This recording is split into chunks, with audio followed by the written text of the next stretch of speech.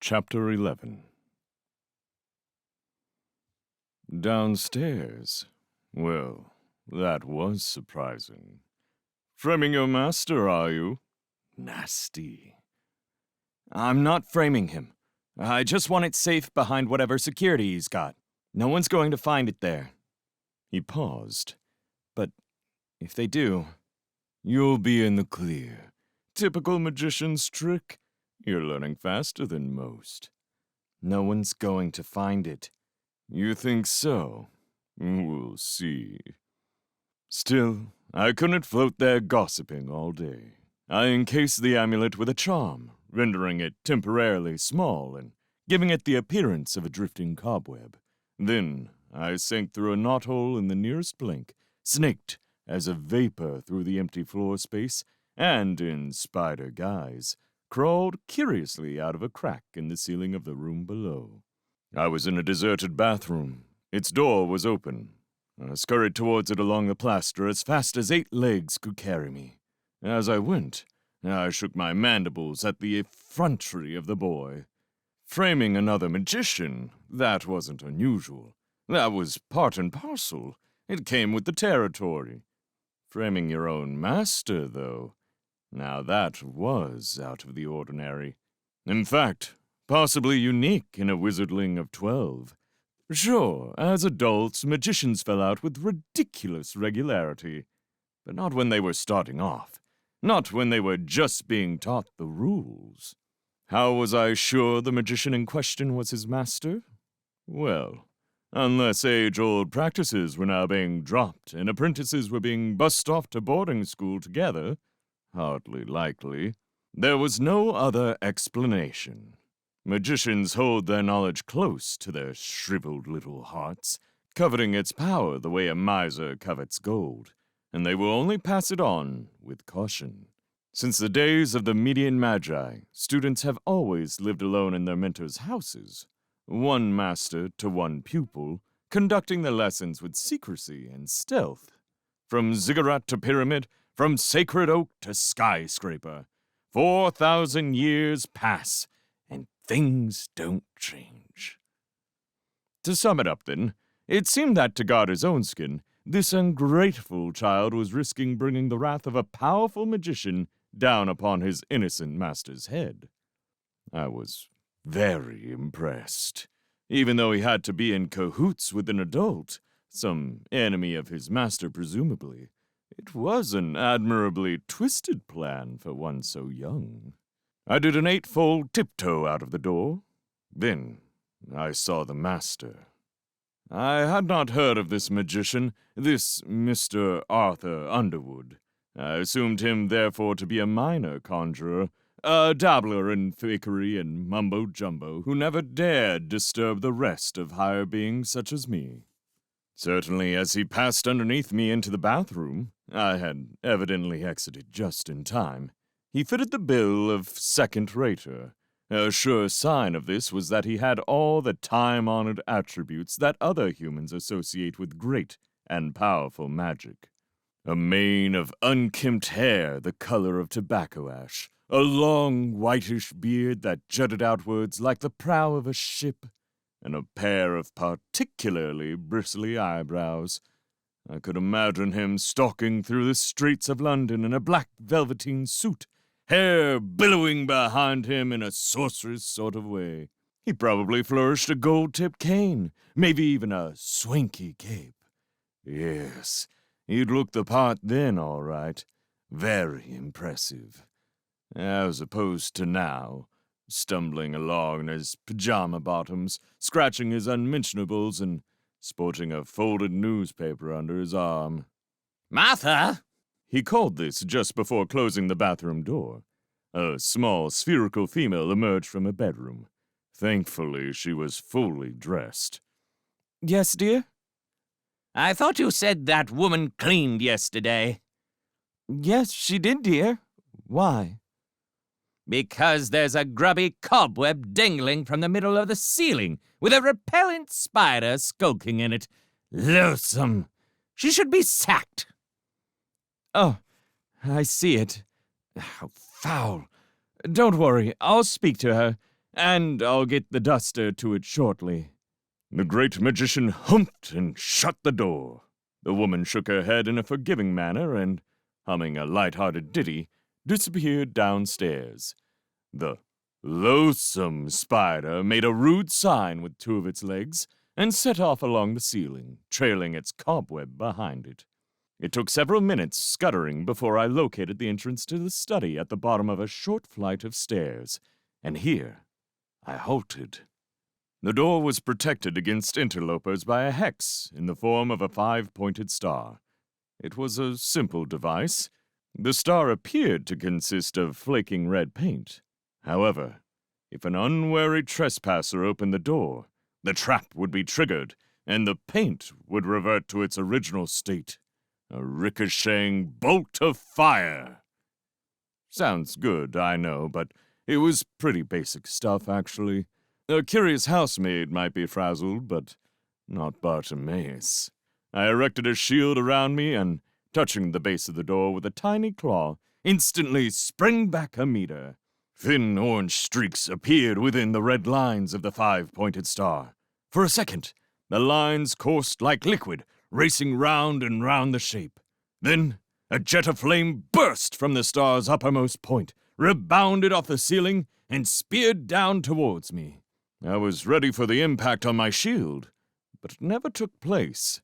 The flame bypassed me altogether and hit the cobweb I was trailing, and the cobweb sucked it up, drawing the fire from the star like juice through a straw. In an instant, it was over. The flame was gone. It had disappeared into the cobweb, which remained as cool as ever. In some surprise, I looked around. A charcoal-black star was seared into the wood of the study door. As I watched, the hex began to redden slowly. It was reassembling its charge for the next intruder. I suddenly realized what had happened. It was obvious. The Amulet of Samarkand had done what amulets are supposed to do. It had protected its wearer. Very nicely, too. It had absorbed the hex without any trouble whatsoever. That was fine by me. I removed my shield and squeezed myself beneath the door and into Underwood's study. Beyond the door, I found no further traps on any of the planes, another sign that the magician was of a fairly low order.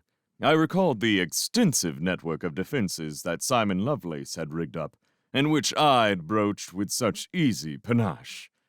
If the boy thought that the amulet would be safe behind his master's security, he had another thing coming. The room was tidy, if dusty, and contained, among other things, a locked cupboard that I guessed housed his treasures. I entered via the keyhole, tugging the cobweb in my wake. Once inside, I performed a small illumination. A pitiful array of magical grimcracks were arranged with loving care on 3 glass shelves. Some of them, such as the Tinkerer's Purse, with its secret pocket for making coins vanish, were frankly not magical at all. It made my estimate of second-rater seem overly generous. I almost felt sorry for the old duffer. For his sake, I hoped Simon Lovelace never came to call. There was a Javanese bird totem at the back of the cupboard, its beaks and plume gray with dust. Underwood obviously never touched it. I pulled the cobweb between the purse and an Edwardian's rabbit foot and tucked it behind the totem. Good. No one would find it there unless they were really hunting. Finally, I removed the charm on it, restoring it to its normal amulet-y size and shape. With that, my assignment was complete. All that remained was to return to the boy. I exited cupboard and study without any hiccups and set off back upstairs. This was where it got interesting. I was heading up to the attic room again, of course, using the sloping ceiling above the stairs, when, unexpectedly, the boy passed me coming down. He was trailing in the wake of the magician's wife, looking thoroughly fed up. Evidently, he had just been summoned from his room. I perked up at once. This was too bad for him, and I could see from his face that he realized it too. He knew I was loose, somewhere nearby. He knew I would be coming back, that my charge had been to return to him immediately, silent and unseen, to await further instructions. He knew that I might therefore be following him now, listening and watching, learning more about him, and that he couldn't do anything about it until he got back to his room and stood again within the pinnacle. In short, he had lost control of the situation, a dangerous state of affairs for any magician. I swiveled and followed eagerly in their wake. True to my charge, no one saw or heard me as I crept along behind. The woman led the boy to a door on the ground floor. He's in there, dear, she said. Okay, the boy said. His voice was nice and despondent, just how I like it. They went in, woman first, boy second. The door shut so fast that I had to do a couple of quick-fire shots of web to trapeze myself through the crack before it closed. It was a great stunt. I wish someone had seen it. But no. Silent and unseen, that's me. We were in a gloomy dining room. The magician, Arthur Underwood, was seated alone at the head of a dark and shiny dining table, with cup, saucer, and silver coffee pot close to hand. He was still occupied with his newspaper, which lay folded in half on the table. As the woman and the boy entered, he picked up the paper, unfolded it, turned the page crisply, and smacked the whole thing in half again. He didn't look up. The woman hovered near the table. Arthur, Nathaniel's here, she said. The spider had backed its way into a dark corner above the door. On hearing these words, it remained motionless, as spiders do. But inwardly, it thrilled. Nathaniel, good. That was a start. I had the pleasure of seeing the boy wince. His eyes flitted to and fro, no doubt wondering if I was there. The magician gave no sign that he had heard, but remained engrossed in the paper. His wife began rearranging a rather sorry display of dried flowers over the mantelpiece. I guessed then who was responsible for the vase in the boy's room. Dead flowers for the husband, fresh ones for the apprentice. That was intriguing. Again, Underwood unfolded, turned, smacked the paper, resumed his reading. The boy stood silently waiting. Now that I was free of the circle, and thus not under his direct control, I had a chance to assess him more clinically. He had, of course, removed his raggedy coat and was soberly dressed in gray trousers and jumper.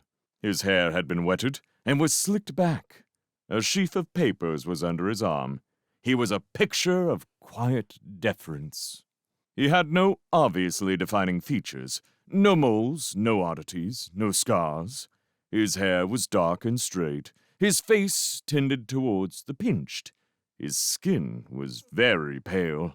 To a casual observer, he was an unremarkable boy. But to my wiser and more jaundiced gaze, there were other things to note. Shrewd and calculating eyes, fingers that tapped impatiently on the papers he held. Most of all, a very careful face that by subtle shifts took on whatever expression was expected of it. For the moment, he had adopted a submissive but attentive look that would flatter an old man's vanity. Yet continuously, he cast his eye around the room, searching for me. I made it easy for him. When he was looking in my direction, I gave a couple of small scuttles on the wall, waved a few arms, wiggled my abdomen in a cheery fashion. He saw me straight off, went paler than ever, bit his lip. Couldn't do anything about me, though, without giving his game away. In the middle of my dance, Underwood suddenly grunted dismissively and slapped the back of his hand against his paper. "See here, Martha," he said. "Makepeace is filling the theaters again with his Eastern piffle. Swans of Araby. I ask you, Did you ever hear of such sentimental claptrap? And yet, it's advance booked until the end of January. Quite bizarre. It's all booked up? Oh, Arthur, I'd rather wanted to go. And I quote, in which a sweet-limbed missionary lass from Chiswick falls in love with a tawny genie. It's not just romantic touchery, it's damnably dangerous, too. Spreads misinformation to the people. Oh, Arthur. You've seen Gin, Martha. Have you seen one with dusky eyes that will melt your heart? Melt your face, maybe. I'm sure you're right, Arthur. Makepeace should know better. Disgraceful! I'd do something about it, but he's in too deep with the PM. Yes, dear. Would you like more coffee, dear? No. The PM should be helping out my internal affairs department rather than socializing his time away. 4 more thefts, Martha. 4 in the last week. Valuable items they were, too. I tell you, we're going to the dogs. So saying, Underwood lifted his mustache with one hand and expertly passed the lip of his cup beneath. He drank long and loudly. Martha, this is cold. Fetch more coffee, will you? With good grace, the wife bustled off on her errand. As she exited, the magician tossed his paper to one side and deigned to notice his pupil at last. The old man grunted. So, you're here, are you? Despite his anxiety, the boy's voice was steady. Yes, sir. You sent for me, sir. I did indeed. Now, I have been speaking to your teachers, and with the exception of Mr. Sindra, all have satisfactory reports to make on you. He held up his hand to silence the boy's prompt articulations of things. Heavens, no, you don't deserve it after what you did last year. However, despite certain deficiencies to which I have repeatedly drawn your attention, you have made some progress with the central tenets. Thus, A dramatic pause. I feel that the time is right for you to conduct your first summons. He uttered this last sentence in slow, resounding tones that were evidently designed to fill the boy with awe. But Nathaniel, as I now so delighted to call him, was distracted. He had a spider on his mind. His unease was not lost on Underwood. The magician rapped the table peremptorily to attract his pupil's attention. Listen to me, boy, He said. If you fret at the very prospect of a summons, you will never make a magician, even now. A well-prepared magician fears nothing. Do you understand? The boy gathered himself, fixed his attention on his master. Yes, sir. Of course, sir. Besides, I shall be with you at all times during the summoning, in an adjoining circle.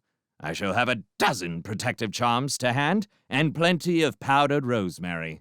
We shall start with a lowly demon, a natterjack impling. If that proves successful, we shall move on to a molar. It was a measure of how unobservant this magician was that he quite failed to notice the flame of contempt that flickered in the boy's eyes. He only heard the blandly eager voice. Yes, sir. I'm looking forward to it very much, sir. Excellent. You have your lenses? Yes, sir. They arrived last week. Good. Then there is only one other arrangement we need to make, and that is... Was that the door, sir? Don't interrupt me, boy. How dare you? The other arrangement, which I will withhold if you are insolent again, is the choosing of your official name. We shall turn our attention to that this afternoon. Bring Lowe's nominative almanac to me in the library after luncheon, and we shall choose one for you together. Yes, sir. The boy's shoulders had slumped. His voice was hardly audible. He did not need to see me capering on my web to know that I had heard and understood. Nathaniel wasn't just his official name. It was his real name. The fool had summoned me before co-signing his birth name to oblivion. And now, I knew it! Underwood shifted in his chair. Well, what are you waiting for, boy? This is no time for slacking. You've got hours yet to study before lunch. Get on your way. Yes, sir. Thank you, sir. The boy moved listlessly to the door.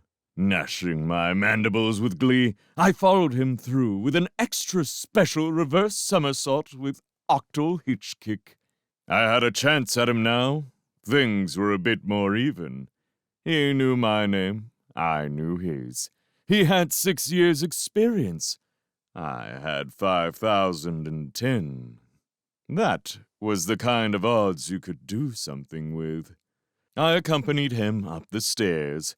He was dawdling now, dragging each step out. Come on. Come on! Get back to your pentacle! I was racing ahead, eager for the contest to begin. Oh, the boots were on the other feet now, all right.